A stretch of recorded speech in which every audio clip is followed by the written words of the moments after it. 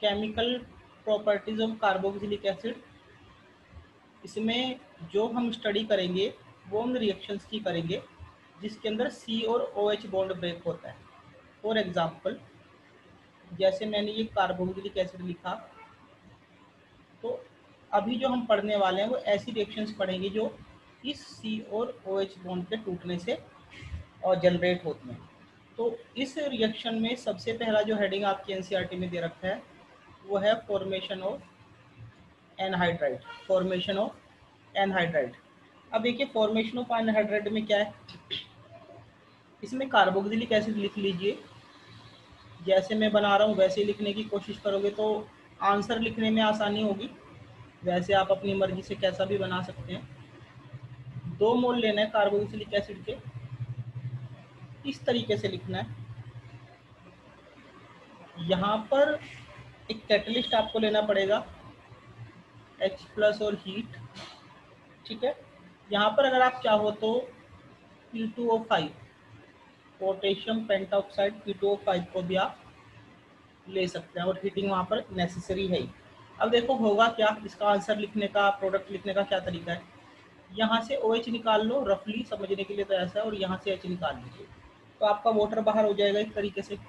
अब जिस साइड से ये बाहर होगा, भाई कहाँ कहाँ पे ब्रेक हुआ, एक तो यहाँ पे ब्रेक हुआ और एक यहाँ पर ब्रेक हुआ, तो इन दोनों साइड को आप जोड़ दीजिए। तो ये कुछ इस तरीके से हो जाएगा, ऐसे। भाई यहाँ से टूटा वहाँ से जोड़ दिया, तो ये इस तरीके से आपका बन जाएगा। तो ये बन गया आपका इथेनोइक एनहाइड्राइड। इथेनोइक एनहाइड्राइड, या इसे एसिटिक एनहाइड्राइड भी बोलते हैं, कॉमन नेम है एसिटिक एनहाइड्राइड। तो इस तरीके से आप कोई भी रिएक्शन कर सकते हैं जिसमें 2 मोल होने चाहिए, अलग अलग होने चाहिए, जिसमें COOH ग्रुप हो। H+ लीजिए, हीट कर दीजिए, या P2O5 लीजिए, हीट कर दीजिए। तो इस टाइप से आपके एनहाइड्राइड यहाँ पर आपको मिलेंगे। तो ये तो थी पहली रिएक्शन। इसके बाद केमिकल प्रॉपर्टीज में नेक्स्ट हेडिंग है एस्टरिफिकेशन। ठीक है, तो एस्टरिफिकेशन में क्या होता है, आपका कार्बोक्सिलिक एसिड ये रिएक्शन करता है अल्कोहल से। एसिड वहाँ पर कैटलिस्ट की तरह बिहेव करता है और आपका एस्टर बन जाता है, तो इसे एस्टरिफिकेशन रिएक्शन बोलते हैं। थोड़ा सा हम इसे एग्जाम्पल की फेज में ले लेते हैं। ये हमने यहाँ पर एसिटिक एसिड लिया, उसके बाद यहाँ पर आप ले लीजिए CH3CH2OH, एक अल्कोहल ले लीजिए। ठीक है, रिएक्शन इक्विलिब्रियम में मेंटेन रहती है, तो इसलिए इक्विलिब्रियम का साइन यहाँ पर लगाएंगे। पर जो ये फॉरवर्ड डायरेक्शन में रिएक्शन जा रही है, ये वाली H+ की वजह से जा रही है। आप थोड़ा थोड़ा आइडिया यहाँ पे ऐसे लगा लो कि प्रोडक्ट कैसे लिखना है। यहाँ से OH को हटाइए और यहाँ से H को हटाइए। अब और H ये मिलके क्या बनाएंगे, वाटर बना देंगे। बाकी जिन साइड से ब्रेकअप हुआ है, यहाँ से ब्रेकअप हुआ और यहाँ से ब्रेकअप हुआ है, इन दोनों साइड को जोड़ दीजिए। तो ये बन गया CH3CO। यहाँ से ब्रेक हुआ था तो यहाँ पे बॉन्ड बनाया, और जहाँ पर दूसरी साइड से ब्रेक हुआ था वहाँ पर भी आपने बॉन्ड बनाया, और ये लिख दिया CH2CH3। तो ये बन जाता है आपका एस्टर। एग्जाम में ज़्यादा से ज़्यादा इतना होता है कि CH3 की जगह कुछ और ग्रुप आ गया है, कि C2H5 की जगह और ग्रुप आ गया। ये ग्रुप और ये ग्रुप आपको कॉमन मिलेगा, और इन्हीं ग्रुप के ऊपर आपको रिएक्शन करना है। अब इसमें एक बहुत इंपॉर्टेंट बात है, मैकेनिज्म।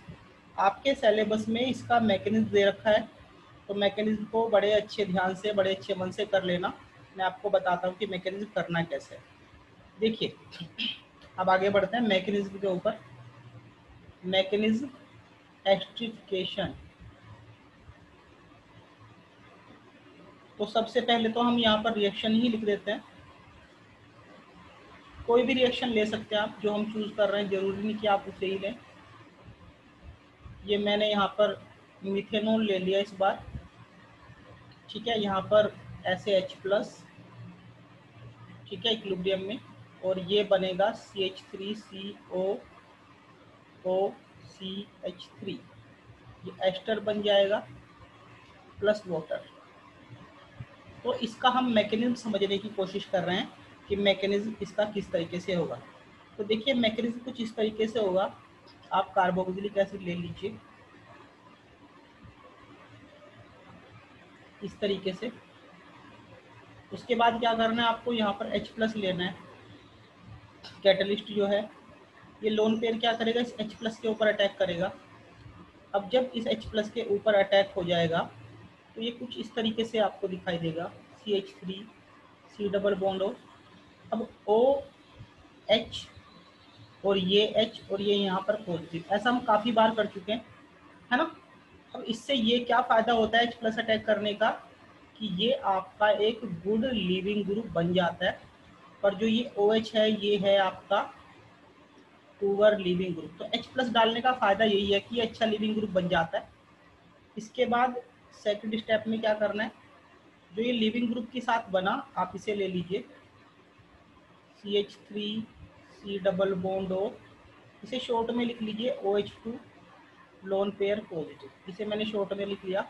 इसके बाद हमारा जो दूसरा रिएक्टेंट है वो है CH3O और H। अब देखो क्या होगा, ये जो लोन पेयर है अल्कोहल का ये यहाँ पर अटैक करेगा। अब क्योंकि ये लिविंग ग्रुप है तो ये बाहर चला जाएगा, ऐसा लिखा जाता है। मैकेनिज्म कभी देखोगे तो ये यहाँ पर अटैक किया क्योंकि पाई बॉन्ड लूज होता है, तो एक बार ऊपर जाएगा फिर ये नीचे आएगा और फिर OH को बाहर निकाल देगा, आप ऐसे समझ लो। उसके बाद क्या देखो ध्यान से हो क्या रहा है, CH3 C double bond O। अब इस O ने अटैक किया हुआ है, ये O ने अटैक कर रखा है। O के ऊपर लोन पेयर, दूसरे लोन पेयर ने अटैक किया तो जिस लोन पेयर से अटैक होता है उस साइड पर पॉजिटिव बना देते हैं और बाकी CH3 जुड़ा हुआ है ना। इसी के साथ यहाँ पर कौन जुड़ा हुआ है, ये H भी तो है ना, तो इस H को मैंने ऐसे साइड में करके लिख दिया। बाकी जैसे ही ये ग्रुप बाहर निकला था तो पूरा का पूरा वाटर आपका बाहर चला गया। अब रूल ये है कि यहाँ पर हमने H+ कैटलिस्ट लिया था, तो रिएक्शन के बाद में हमें कैटलिस्ट वापस मिल जाते हैं। तो जो ये हमारा H+ है ये वापस से H+ बन के निकलेगा H, और अपना जो ये इलेक्ट्रॉन है यहीं पर छोड़ देगा। तो यहीं पर जो छोड़ा जाएगा इलेक्ट्रॉन इसे वो ऑक्सीजन को न्यूट्रलाइज कर देगा और ये बन जाएगा CH3O। एक लोन पेयर पहले से ही था, अब दो electron as a lone pair बन जाएंगे यहाँ पर, और ये CH3 आपका बन गया। और ये जो H+ था ना ये यहाँ पर ऐसे हमने ऐसे लिख दिया कि H+ हमारा बाहर चला गया और ये एस्टर बन जाता है। बोर्ड के हिसाब से बहुत ज़्यादा इम्पोर्टेंट मैकेनिज्म है। इसके बाद जो नेक्स्ट दे रखा है रिएक्शन विद PCl5 PCl3 और SOCl2, ये एक बिल्कुल आसान सी चीज़ है। आप ऐसे समझ लो कि जैसे CH3 COOH है ना, इसकी SOCl2 से रिएक्शन कर दी तो आपको याद होगा अल्कोहल वाले चैप्टर में ये OH हटा के Cl लगाता था, तो यहाँ पर भी सेम ही इसका फंक्शन है। तो ये बन जाएगा CH3COCl, साथ में जो बाई प्रोडक्ट आपका बनेगा वो HCl बनेगा। और जब भी SOCl2 लिया जाता है तो sulphur dioxide as a by product बनता ही है। तो ये तो पहली रिएक्शन है। दूसरी में आप PCl5 से भी यही काम करा सकते हैं, PCl5 से भी सेम काम हो सकता है, बस बाई प्रोडक्ट का अंतर जाएगा, मेन प्रोडक्ट सेम रहेगा। तो ये है आपका CH3COCl है ना, उसमें तो कोई दिक्कत आ ही नहीं रही है, प्लस HCl ये ऊपर भी बना था। बस PCl5 में ध्यान रखना क्योंकि Cl काफ़ी बड़े नंबर में होता है तो यहाँ पर PCl3 भी बनता है। इसके अगेंस्ट अगर हम यहाँ पर PCl3 ले लें, 2 नंबर और 3 नंबर रिएक्शन की आप कंपैरिजन कर लेना। अगर हम इसके कंपैरिजन में PCl3 ले लेते हैं तो ये भी इसी काम को करेगा, आपके OH को हटाएगा और वहाँ पर आपके Cl को लगा देगा एक नट। PCl3 में हमारा H3PO3 बन जाएगा। दोनों में आप अंतर समझ लो, ऊपर क्या बन रहा है PCl5 में हमारा PCl3 और HCl बना, और जो PCl3 है हमारा उसके अंदर हमारा H3PO3 बना। तो इस टाइप से ये तीनों रिएक्शन हो जाती हैं, बट बेसिक मोटिव ये है PCl5 लो, PCl3 लो या SOCl2 लो, उसके अंदर आपका OH हट जाता है कार्बोक्सिलिक का और उसकी जगह Cl आपका आ जाता है। इसमें एक गड़बड़ लिख दिया है, थोड़ा ध्यान रखो बेटा। इसमें ये बनना है POCl3। एक्चुअली में ज़्यादातर रिएक्शन जो होती है ना PCl5 की और PCl3 की, इसमें एक यही चेंज होता है कि अगर PCl3 की रिएक्शंस हैं उसमें एक कन्फर्म बाई प्रोडक्ट H3PO3 बनता है, और जो PCl5 की रिएक्शन है उसमें एक कन्फर्म बाई प्रोडक्ट POCl3 बनता है। वो गलती से हमने PCl3 बता दिया था, ठीक है, पर आप इसे चेंज कर लेना, ये POCl3 बनेगा एज ए बाई प्रोडक्ट।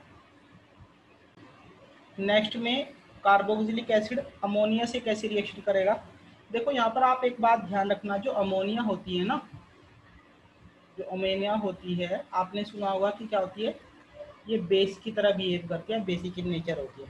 तो क्योंकि हम इसकी रिएक्शन कार्बोक्सिलिक एसिड से कर रहे हैं और अमोनिया क्या है, एक बेस है, तो यहाँ पर एसिड बेस रिएक्शन हो जाती है, ठीक है। ब्रोंस्टेड कॉन्सेप्ट के हिसाब से जो हमारा बेस होता है इक्विलिब्रियम में रिएक्शन रहेगी, क्योंकि यहाँ पर ब्रोंस्टेड कॉन्सेप्ट लग रहा है एसिड बेस, और दोनों ही वीक एसिड और वीक बेस है, तो इसलिए इक्विलिब्रियम का साइन लगा है। तो जो बेस होता है वो क्या होता है, एसिड से H+ ले लेता है, ये आपने सुना ही होगा। तो जब ये H+ डोनेट हो जाएगा तो यहाँ पर बचेगा CH3COO-, ठीक है। और इस माइनस के अट्रैक्शन में जो ये NH3 है एक H+ को लेके बना लेगा NH4+, तो ये बन जाएगा, इसे बोलते हैं अमोनियम। इस सोल्ट को बोलते हैं, सोल्ट है ये अमोनियम एसीटेट है ना, कैटायन और एनायन से मिलके बना है। अब होता क्या है कि जो अमोनियम एसीटेट है हमारा, ध्यान से देख लेना बच्चों, अगर हम अमोनियम एसीटेट को हीट कर दें, क्या कर दें, इसे हीट कर दें, तो यहाँ पर डिहाइड्रेशन हो जाता है। ऐसे डिहाइड्रेशन मतलब H2O निकल जाता है। तरीका कुछ ऐसा है, 2 हाइड्रोजन यहाँ से निकाल दो और 1 ऑक्सीजन यहाँ से निकाल दो, कुछ ऐसे समझ लो आप।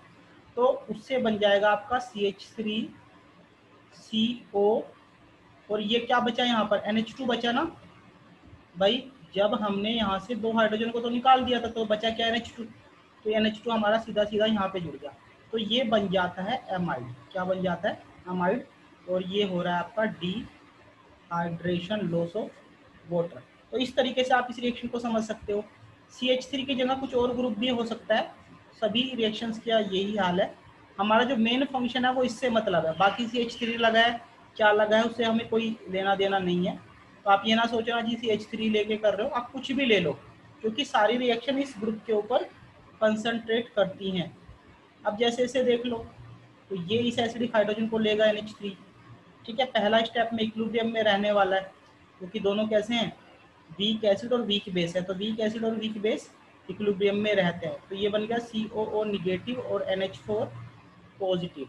इसके बाद क्या करो, आप इसे हीट कर दीजिए।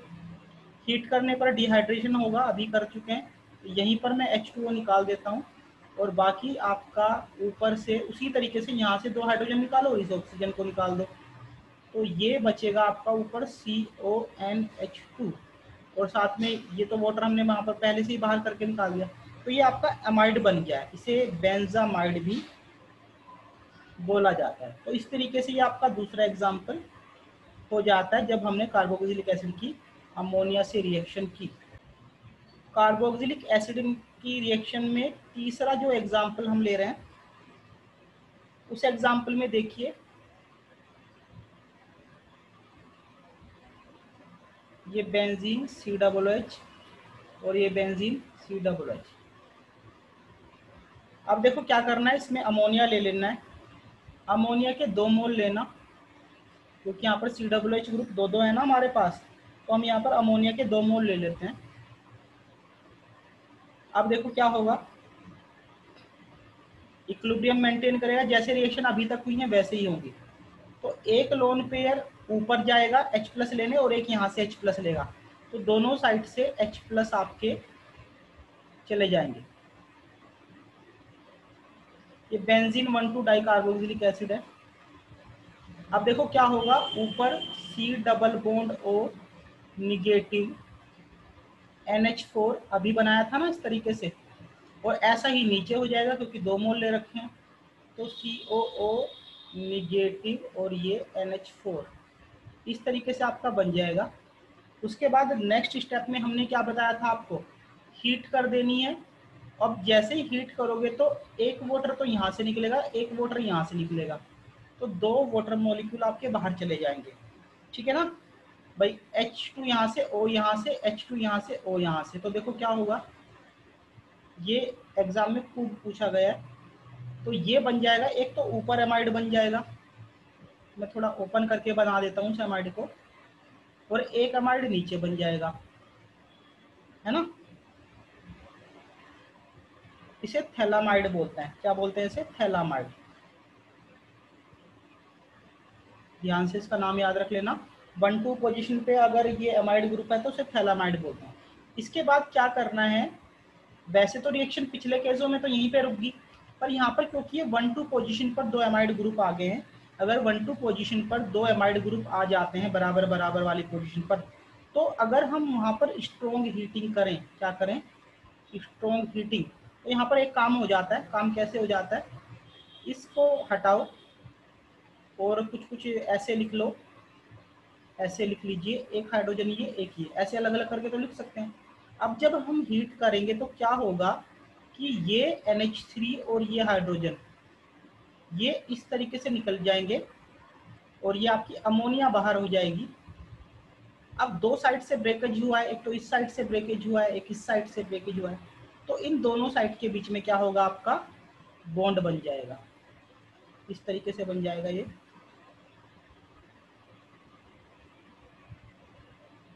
ये C डबल बॉन्ड O और ये NH और नीचे C डबल बॉन्ड O। अब यहाँ से भी ब्रेकेज हुआ था ना, इसे जोड़ दो तो ये आपकी नाइट्रोजन की वैलेंसी पूरी हो जाएगी, तो ये बन जाएगी थैलीमाइड, ये बन जाएगा थैलीमाइड। ध्यान रखना ये थैलीमाइड है और ये थैलामाइड है, इसमें नाम में थोड़ा सा कंफ्यूजन ना हो आपको।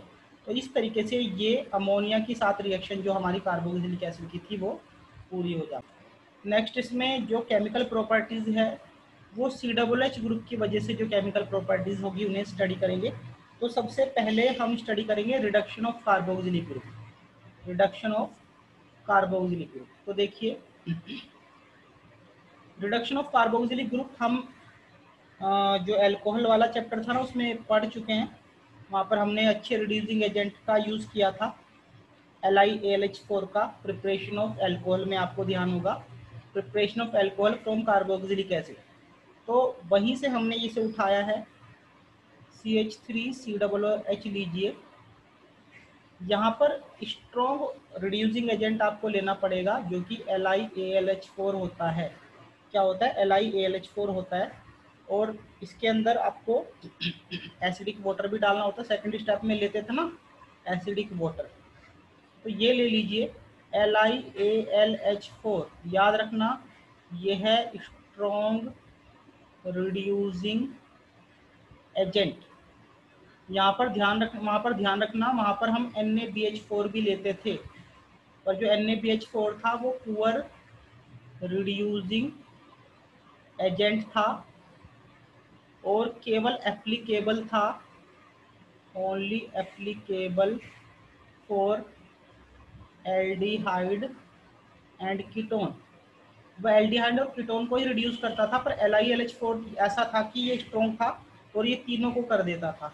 तो ये क्या करता है कि जो COOH है आपका उसे कन्वर्ट कर देता है CH2OH में, उसे अल्कोहल में कन्वर्ट कर देता है। तो ये आपका रिडक्शन हो जाता है। डिटेल में से वहीं पर देख लेना, बहुत सारी रिएक्शन हमने ले रखी है इसकी। बाकी यहाँ पर भी COOH ग्रुप को CH2OH में कन्वर्ट करना है, चाहे वो कहीं पर भी आपका लगा हुआ हो। इसके बाद जो नेक्स्ट रिएक्शन है हमारी डी कार्बोक्सिलेशन।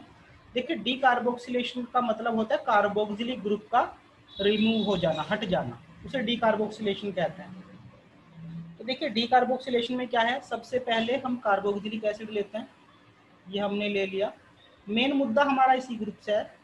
आप यहाँ पर पहले स्टेप में NaOH को लोगे, बेस को लोगे, प्लस है और माइनस है, बेस क्या करेगा, इस एसिडिक हाइड्रोजन को ले लेगा तो बना देगा CH3COO negative Na positive sodium ethanoate. अब क्या करना है, इससे नेक्स्ट स्टेप में NaOH हमारा रिटेन रहेगा, उसके साथ हमें कैल्शियम ऑक्साइड को मिला देना है, कैल्शियम ऑक्साइड, और हीट कर देना है।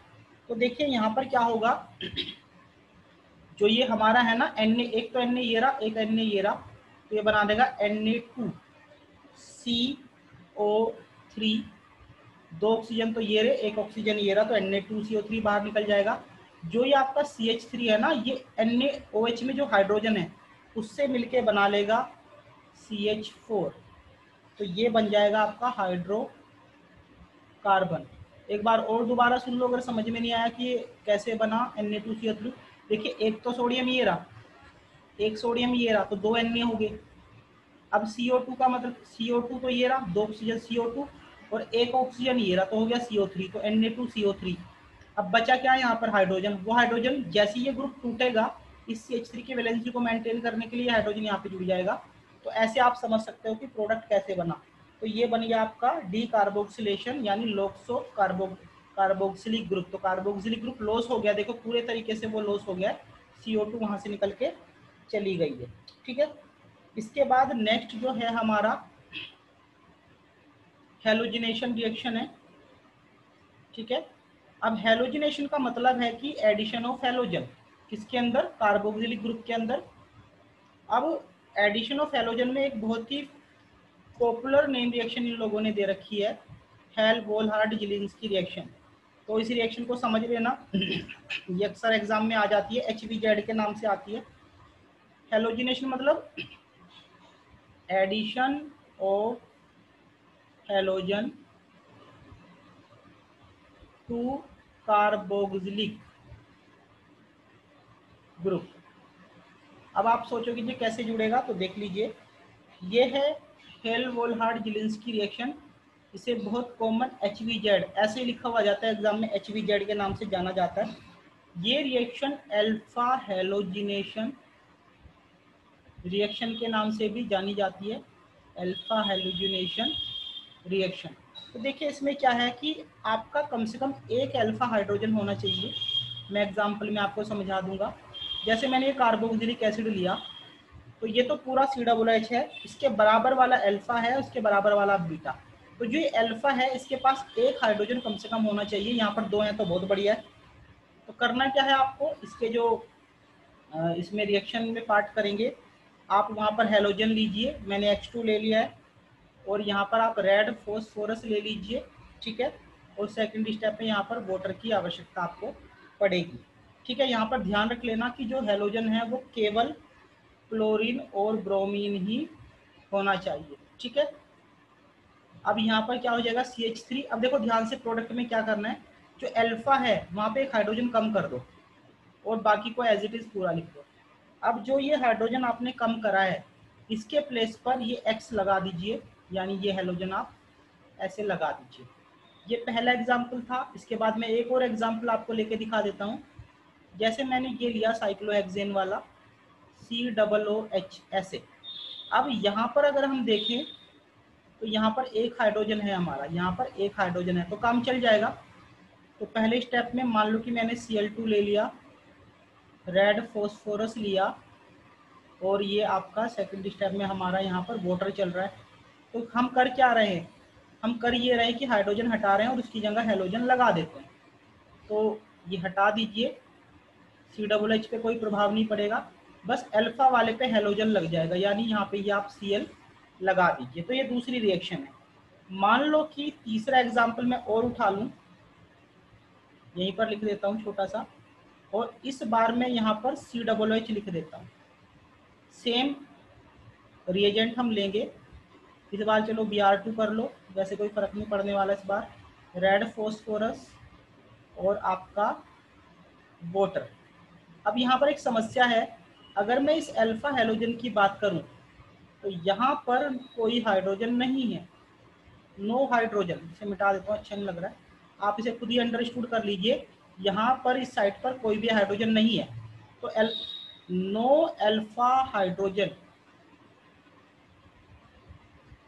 तो यहाँ पर कोई रिएक्शन आपको नहीं मिलने वाले, नो रिएक्शन प्रोडक्ट, कोई प्रोडक्ट नहीं मिलेगा। जिसपे अल्फा हाइड्रोजनेशन टेक प्लेस होता हो। इसके बाद HBZ रिएक्शन के बाद रिंग सब्स्टिट्यूशन। देखिए रिंग सब्स्टिट्यूशन में थोड़ा सा ध्यान रख लेना। पहला है ये, याद रखना जो COOH ग्रुप होता है ना, मैं इसे थोड़ा ओपन करके बना देता हूँ। आपको ये बात बताई गई थी कि बेंजीन से जुड़े एटम पर अगर अनसैचुरेटेड ग्रुप हो तो वो -R होते हैं, और -R जो होते हैं वो क्या होते हैं, मेटा डायरेक्टिंग होते हैं। तो मेटा डायरेक्टिंग होते हैं, तो अगर मैं इनका नाइट्रेशन करूं पहले स्टेप में, तो concentrated H2SO4 and concentrated HNO3। तो पहला मैं ये नाइट्रेशन कर रहा हूं, तो जो NO2 ग्रुप लगेगा आकर, वो आपका कहाँ पर लग जाएगा, मेटा पोजीशन पर लग जाएगा। ये ऑर्थो मेटा पैरा, तो जो NO2 ग्रुप है वो आपका मेटा पोजीशन पर लगेगा। ये यहाँ पे लग जाएगा मेटा नाइट्रो बेंजोइक एसिड, ये आपका सिंपली बेंजोइक एसिड है। इसी तरीके से अगर आप इसका हेलोजिनेशन करना चाहते हो, हेलोजिनेशन करना चाहते हो अगर, तो हेलोजिनेशन में क्या है, बिल्कुल इसी तरीके से होगा।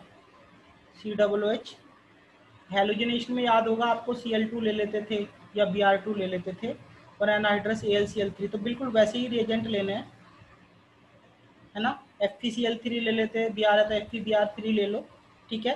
तो यहाँ पर जो इनकमिंग ब्रोमीन आएगा, वो जो इनकमिंग ब्रोमीन आएगा वो भी आपका मेटा पोजीशन पर आएगा, है ना। मेटा ब्रोमो बेंजोइक एसिड, क्योंकि कारण वही है पुराना, जो ये है ये -R ग्रुप है, और जो -R ग्रुप होते हैं वो मेटा डायरेक्टिंग होते हैं, मेटा डायरेक्टिंग। अब देखो इसमें एक बहुत बारीक बात छुपी हुई है, मैं आपको बता दे रहा हूँ। इसके बाद लास्ट में जो बेंजोइक एसिड है, जो बेंजोइक एसिड है, एक सेकंड बेटा रुक जाओ, नॉट गिव्स